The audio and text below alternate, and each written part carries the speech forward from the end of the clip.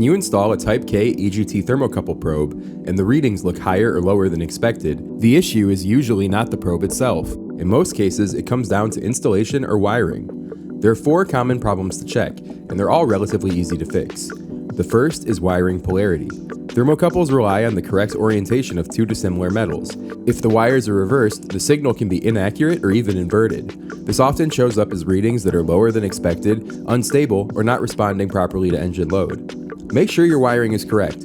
For Type K thermocouples, yellow is positive and red is negative. Verify your connections at both the probe and your gauge, ECU, or data system. The second issue is probe placement. EGT probes measure the temperature of the exhaust gas, not the pipe itself.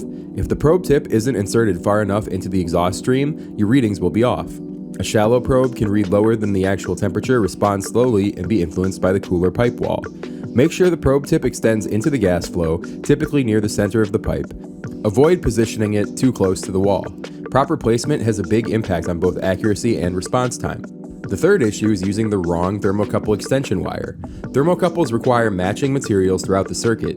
If you extend the wiring using standard copper or the wrong thermocouple type, you can introduce measurement errors.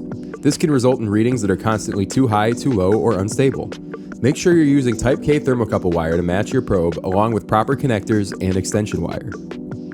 Avoid soldering thermocouple wires because solder can introduce new junctions or material mismatches.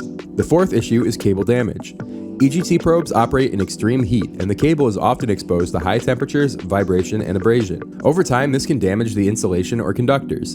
A damaged cable can cause fluctuating readings, spikes, or even complete signal loss. Inspect the entire cable run for burn marks, melted insulation, or exposed wires. Make sure it's routed away from hot exhaust components and properly secured. Thanks for watching. If you enjoyed this video, please subscribe and click the bell to turn on notifications so you never miss an update. For additional technical resources, contact us at thesensorconnection.com. The Sensor Connection, performance and reliability is our business. Thanks for being on our team.